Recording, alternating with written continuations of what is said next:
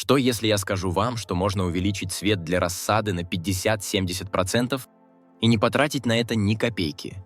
Ни на лампы, ни на электричество. Решение лежит на вашей кухне и стоит меньше, чем рулон фольги. Если ваши сеянцы на подоконнике уже начали вытягиваться и бледнеть, не спешите в магазин за техникой. Остановитесь на первых секундах этого видео. Я покажу вам, как из двух бросовых материалов, картона и фольги, сделать самую эффективную и экономную систему досветки, которую только можно придумать для домашней рассады. Проверено годами, работает безотказно. Давайте сначала разберемся с самой сутью. А зачем, собственно, все это нужно? Почему на светлом, казалось бы, подоконнике растениям может не хватать света? Все дело в том, как этот свет ведет себя.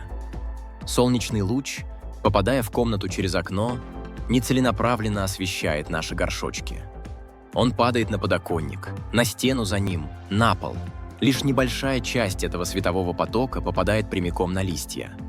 Остальное – это безвозвратные потери, рассеянный свет, который гаснет в комнате. И вот как раз эти потери мы и будем с вами возвращать. Наша задача – поставить заслон с теневой стороны рассады.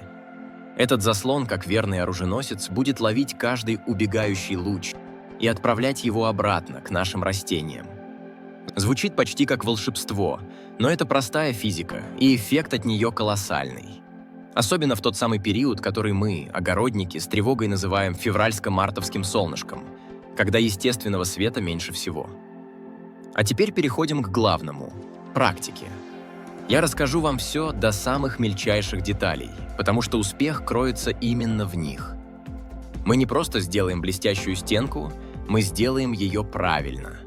Шаг первый – ищем основу. Нам нужен каркас, тело нашего отражателя. Идеальный кандидат – картонная коробка. Любая – от пиццы, от чайника, от обуви. Картон хорош всем. Он легкий, его легко резать, он бесплатный и его не жалко. Если картона совсем нет, подойдет лист тонкого пенопласта. Вспомните упаковку от бытовой техники. Или даже кусок фанеры. Но я голосую за картон – это народный материал. Шаг второй. Выбираем зеркало. Тут все просто. Алюминиевая фольга для запекания. Но вот вам мой самый главный секрет, о котором почти никто не говорит. Посмотрите на фольгу. У нее одна сторона очень глянцевая, зеркальная, а другая немного матовая. Так вот, обклеивать картон нужно именно матовой стороной наружу. Почему? Спросите вы. Мы же хотим максимум отражения. А я отвечу.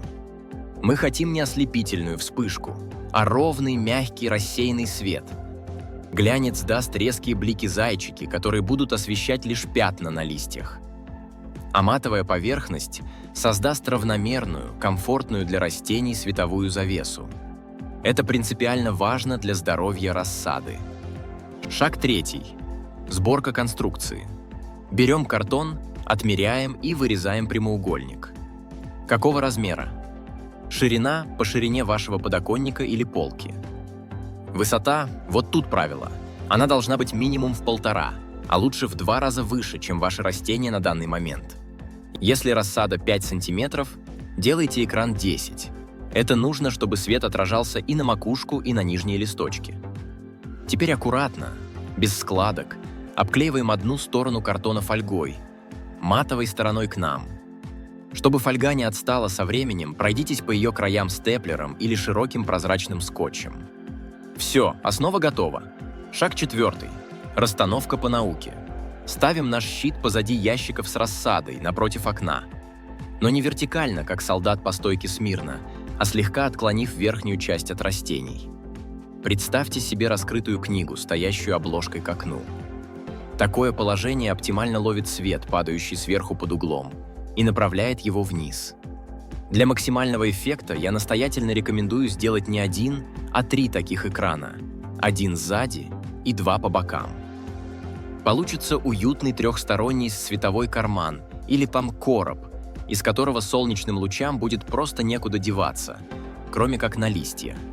И последнее, но крайне важное – надежно закрепите всю эту конструкцию.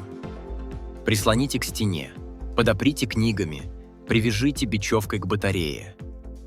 Она не должна падать от сквозняка или вашего неосторожного движения.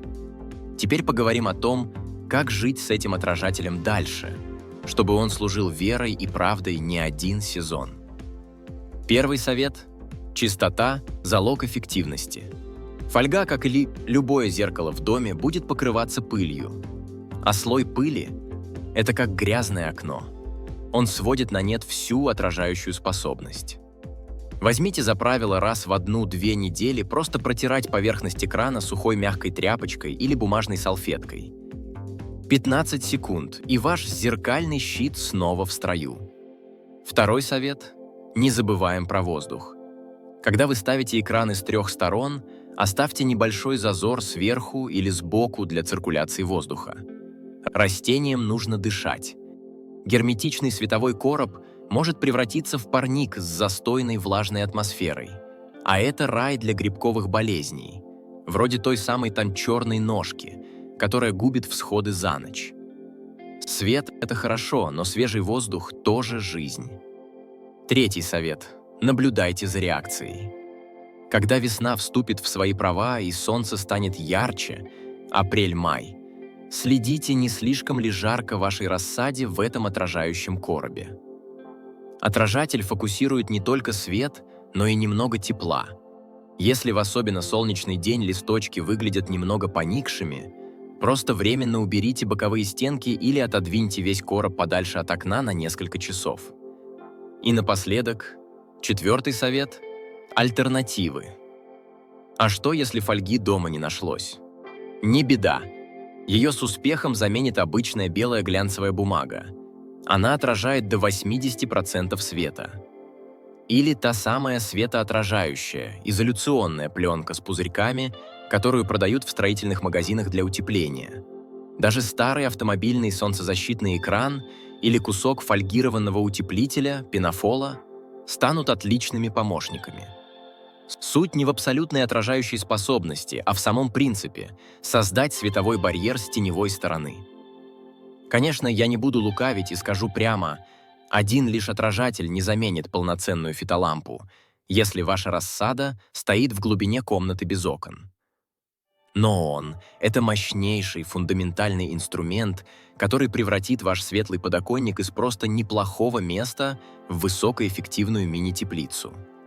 Он дает нам то, за что мы не платим – дополнительные проценты драгоценного зимнего солнца. Дорогие мои единомышленники, если этот способ показался вам простым, логичным, и вы уже мысленно прикидываете, какую коробку пустить в дело, сделайте мне и нашему каналу огромную поддержку. Поставьте, пожалуйста, лайк этому видео. Этот палец вверх для нас – лучшая благодарность и сигнал, что мы движемся в правильном направлении. Обязательно подпишитесь на канал «Огород удачи» и нажмите на колокольчик, чтобы не пропустить ни одного совета, как получать отличный урожай умно и без лишних трат. И самое главное, поделитесь этим роликом. Скиньте ссылку в ваш чат с дачниками, покажите соседке по участку, опубликуйте у себя на странице. Давайте вместе делать наше огородное сообщество сильнее и экономнее. Спасибо вам большое за внимание и доверие. Пусть ваша рассада растет крепкой, коренастой и радует вас своими сильными зелеными листьями. Увидимся в следующих выпусках.